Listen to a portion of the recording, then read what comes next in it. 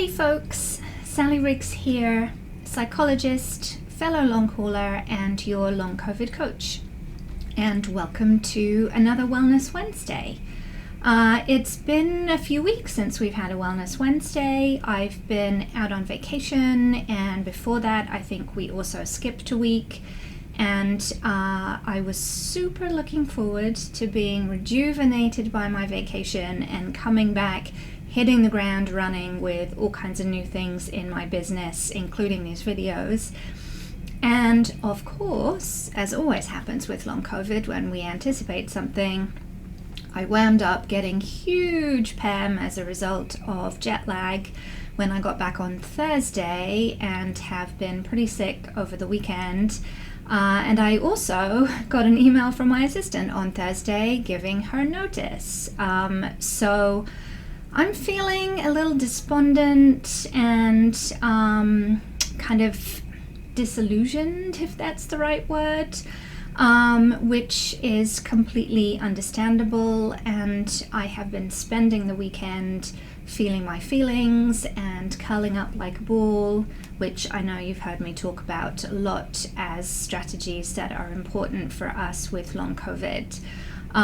If you want to learn more about those strategies, I will put the links to other videos where I have spoken about them more underneath. But I am therefore trying to obviously lean into my symptoms and take care of myself. But I really wanted to talk about today the situation with my business and assistants.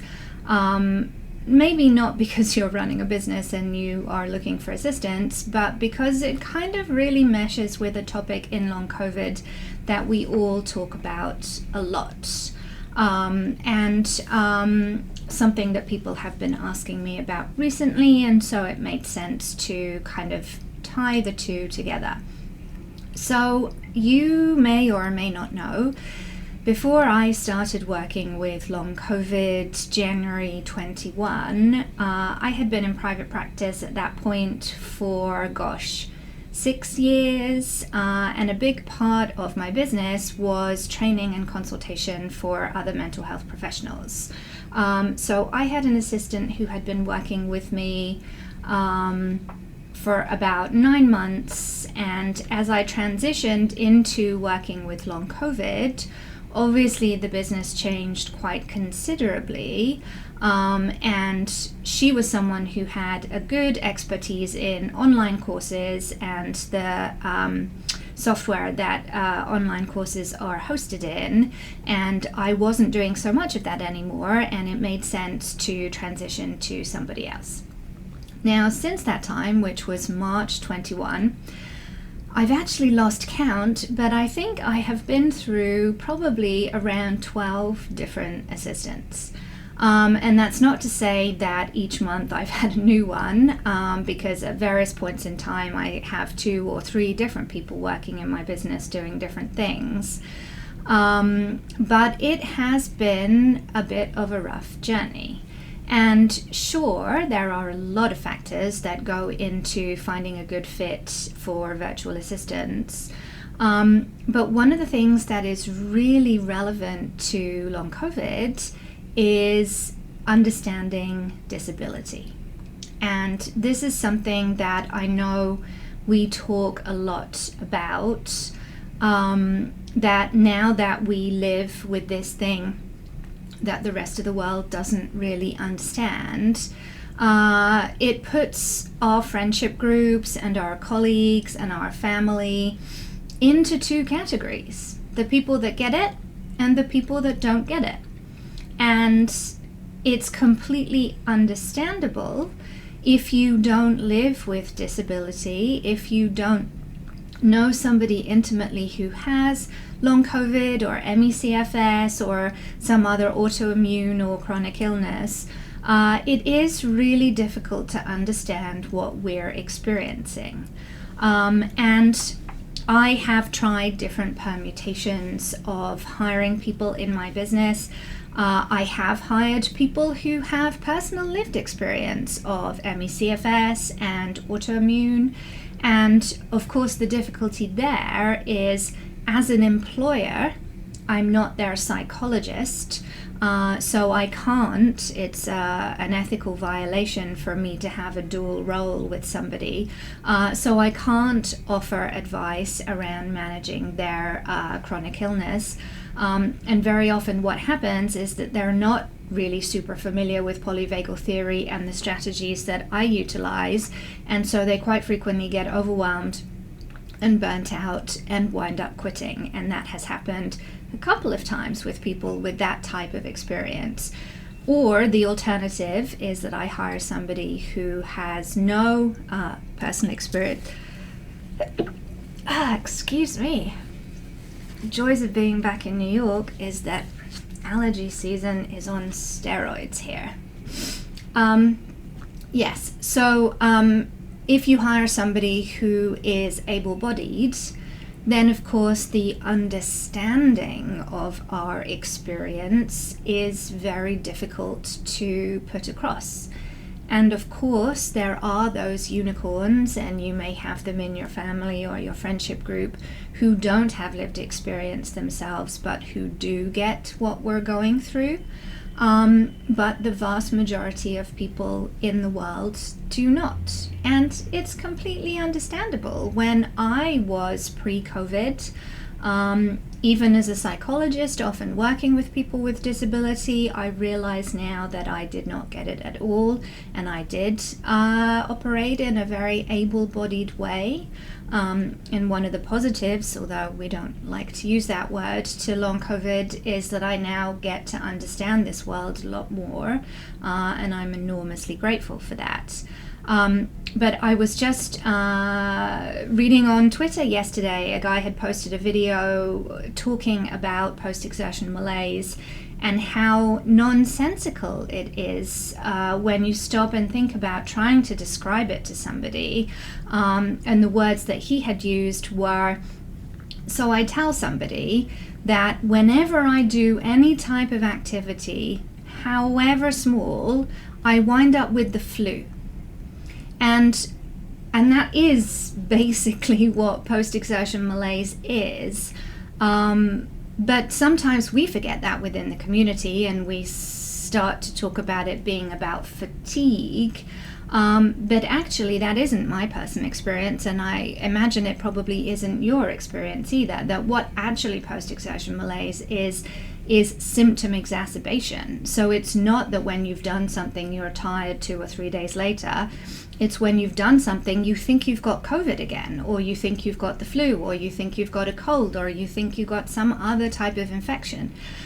For me, especially with my recent vacation, I've been having hot flashes, chills, body aches, feeling feverish, and it's very easy to think, oh God, did I get COVID again? But of course I'm testing negative, and it makes perfect sense that post-exertion symptoms would be flu-like. But how can anybody possibly understand that if they don't have long COVID themselves? And so then it makes it quite difficult operating a business when the staff that you have working for you don't fully really get what we go through on a day-to-day basis. And some things that I want to share with you that are relevant for your friendship group, your social circle, interpersonal relationships with friends and family. One thing that I definitely have found myself doing over these 12 months is I find that I get to a point with an assistant and I realize it's not a good fit, but I just don't have the strength to hire somebody else again, and so I continue anyway. And in all honesty, that's what's been happening with this particular one, and it is good for me to hire somebody else who is a better fit. And I think we all do that. You may have a friend who doesn't get it and is particularly draining to your recovery, who triggers your nervous system or isn't there for you in the ways that you need, and yet it feels hard to cut the person out isn't really the right language, but to step away from that friendship and to have time away from them feels difficult. And yet, in all honesty, that is what we have to do. Our mitochondria are broken, and as a result, we have probably 5% of the energy available to us that other people have. And we don't want to waste that precious energy on interpersonal relationships that are not serving us, when in all honesty, it's not enough to cover even getting through the shower and making breakfast. So conserve the tiny bit of energy that you do have. Don't waste it on difficult friendships and difficult relationships. And I hear from many clients, the most difficult one is thinking about marriage. You know, I'm in a marriage that isn't serving me, but I don't have the strength to leave. Well, you're not going to recover if you don't leave. And that's a harsh message to hear. And you may not be in that situation in terms of your partnerships, but there may well be a friend or a family member that is super draining, and you do need to step away from them if you are going to recover. And the other thing to remember, and this also applies to colleagues too, it's not our job to explain to anybody our illness. If they don't get it and they're not willing to do their own research to find out, it's not our job. There was a post on one of the Facebook groups in the last week. Somebody was saying they had a difficult interaction with a medical professional. I think it might have been a dentist. And they were saying, how should I have explained that to them?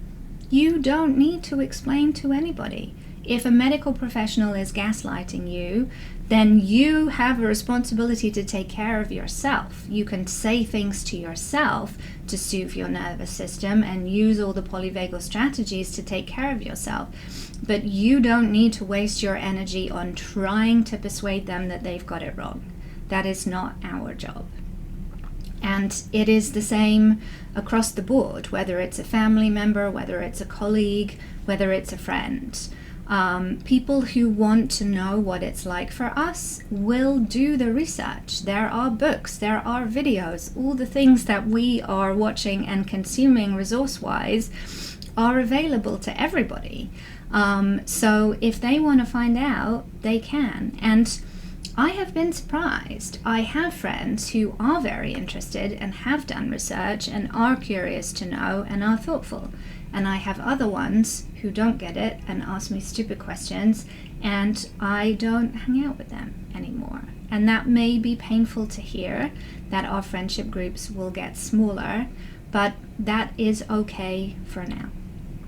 And the other thing that I want to highlight, kind of piggybacking off the idea of me trying to hire assistants who also have lived experience, that obviously one of the things that we have available to us within the long COVID community is supporting each other.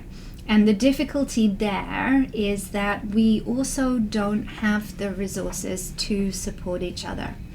We have a responsibility to ourselves first and foremost. And I have seen various initiatives that involved peer support. And that worries me, because when I was super sick, I certainly could not have taken care of somebody else. I was barely able to take care of myself. And so it isn't really fair for us to expect each other to be taking care of us either. Now, don't get me wrong. Obviously, it is wonderful to connect with peers for that validation and shared, experience. And I definitely do that. And there are people within the community that I have made great friendships with. But taking it a step further, where the professionals leave us be and expect us to take care of ourselves, isn't really fair. And I think that's one of the reasons why I wanted, as a professional, to start working with long COVID as soon as I was well enough. And it's one of the things that I hear most frequently from clients when we first meet, that they just love the fact that I get it. They don't have to explain anything to me, and they know that I know and I can help them. And there are many of us within the community who do have lived experience, who are professionals and are serving in that way, and that is really, wonderful and helpful. So if you're not getting the support that you need and you're struggling to explain it to other people, maybe consider, is there a professional of lived experience that I want to be working with, because they will be able to give me that extra level of support without me having to explain it to them. If you have people in your life that you're thinking of as I'm describing my experiences this week, that are draining your energy and thwarting your recovery, maybe my challenge to you this week is to just think about stepping back from those people. And however painful that may be, it is unfortunately an important part of what we have to do with our nervous system to take care of ourselves. We are responsible for our own nervous systems, and if we are around other people that are triggering that, it's our responsibility to get out of that situation. I hope you have a tolerable week, and I look forward to seeing you again on another Wellness Wednesday. Take care.